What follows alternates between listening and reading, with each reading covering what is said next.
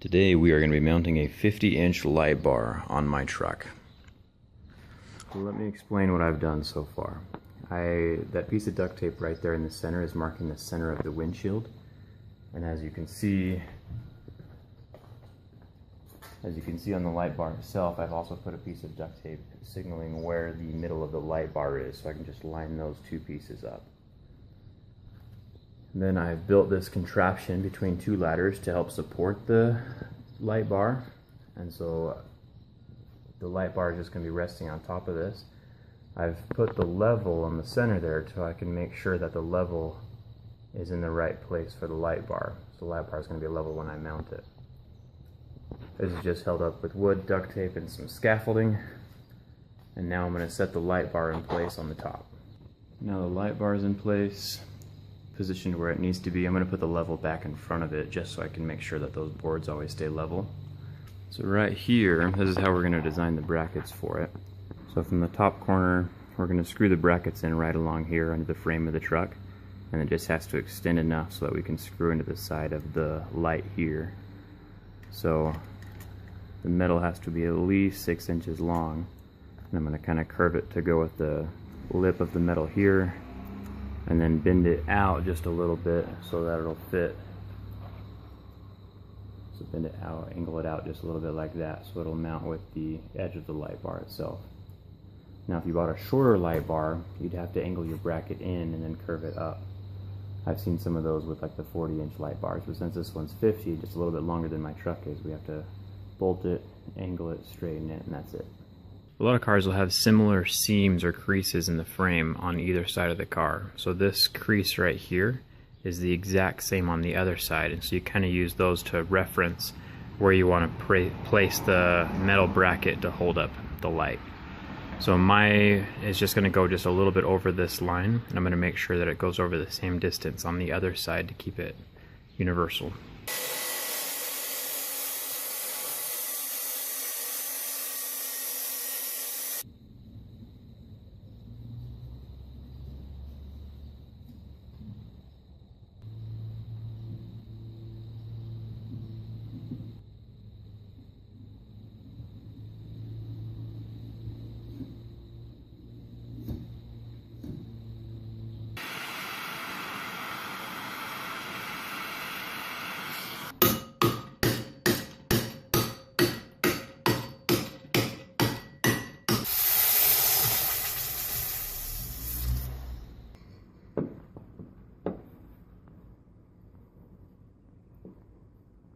So right now it's bent perfectly so that the curve of this won't ever touch the bottom part of the bracket. And I'm going to mark where I can bend it up so that it'll connect with that where it bolts into the light. Right about there. That'll give it enough clearance for this and allow it to bolt into that. So now I just need to bend it up so it's parallel with this bottom part down here that mounts into the car.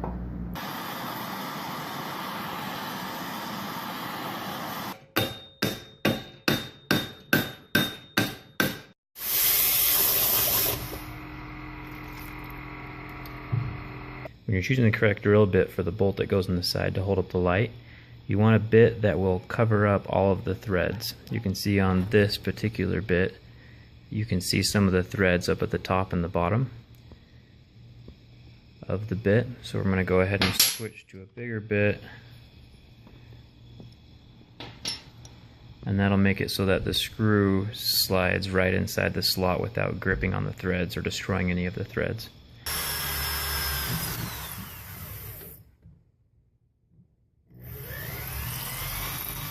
Now I can drill a hole in the side of the mount since I have it all pinned up against the truck.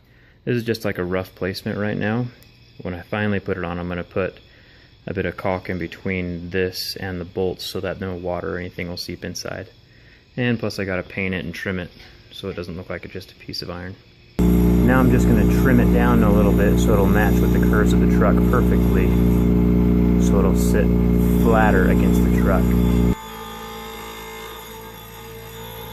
Now I have the light bar bolted in on this side, and right now I have to get this pole lined up so that the light is level from the top and it's pointed straight forward. So how I'm going to do that is to level it, you know, up and down with the ground with the truck is pretty easy. I just need to raise and lower the light bar until that little bubble's right in the middle of the level. So it needs to go up a little bit on this left side. And then as far as pointing straight forward, I'm just going to make sure that the gap between the windshield and the light bar itself is uniform on the whole side. And so I have to do that both at the same time while I'm getting this in place to figure out where to drill the hole on this bracket.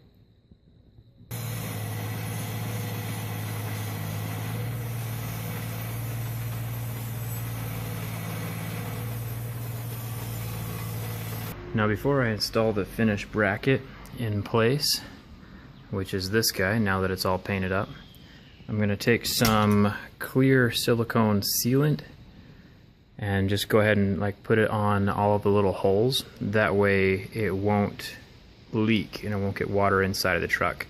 It'll help kind of weatherproof it a little bit. Now the silicone's in place and I can go ahead and install that bracket. The mount is installed. Super sturdy. The reason I use a couple different kinds of screws are because even though these are both 2 inches, they're slightly different lengths. And I wanted to make sure that the nuts on the inside were able to stay on. So you can kind of see the nuts right there. And the reason I use these 2 darker screws right there because they're a harder grade of screws. They're more durable, but they didn't come in the 2-inch length that I needed. And those ones as well are just tied in with nuts there in the back. So on the wiring harness, this end right here with the black and red cables, this is what attached to the ground, which is somewhere on your frame, and then this attaches to your battery terminal, and then these ends go inside the cab. That end right there connects to the light bar itself, and then this end connects to the little switch that turns the light bar on and off. So what I'm going to do is I'm going to take these ends and stick them inside. In the firewall, there's a little hole inside of there. You can see that I already have one wire coming out for my car alarm. And so I'm just going to take both of these, stick them through that hole, and then they'll end up inside of the cab underneath the dashboard. So as far as wiring goes, I mentioned before that I came back out through the firewall, and then I screwed this on just to a mounting bracket, just, you know, that something else was mounted onto. And then I have the grounding screw here that some of my other things like my stereo and HID lights are grounded to. And then I just took the power and just wired into the power terminal of the battery. And as soon as you do that, this guy will turn red. And then you can just press the button and the light will turn on and off. So as far as the wiring for the light goes, I just drilled another hole in the cab, a little bit bigger than the cable, and I've also siliconed that, as you can tell. And so the silicone's going to keep the water out. Not the most beautiful job, but I can clean it up in a second. On the inside of the cab, I have that big black wire coming down here. This is for my car alarm. And then I've connected the wires there, ran it down underneath, and I'm just going to clean that all up and then stuff it up underneath the firewall. And the switch, which is what turns on and off the lights, I'm probably going to mount just right down here, kind of out of the way, because that light is going to be on all the time and I don't want it just blinded me. So I'll just have it down here where I can just reach down and click it wherever I want.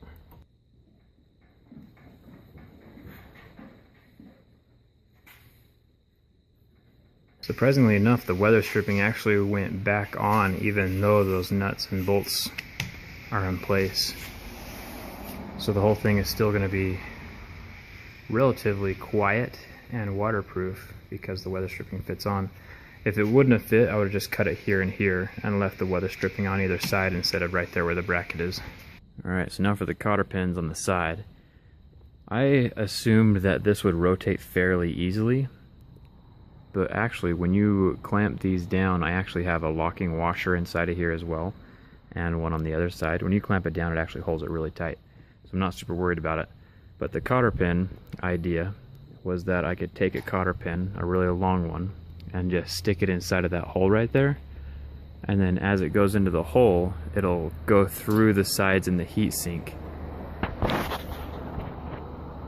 Just like that. Can't really see it from the camera angle, but it's going right in between these little fins right here. And since there's one on this side and one on the other side, it's going to keep it level. Straight up and down, or whatever position I angle it at. So I can take the pin out, rotate the light down, and put the pin back in. Obviously with this camera you can't tell a whole lot because it doesn't pick up all the lights from the headlight. But you can tell a huge difference when the 50-inch light bar is on. One more time in a cemetery, so you can see that the normal headlights can show about, about 3 headstones out. And then with the 50-inch LED light bar, you can see quite a bit farther.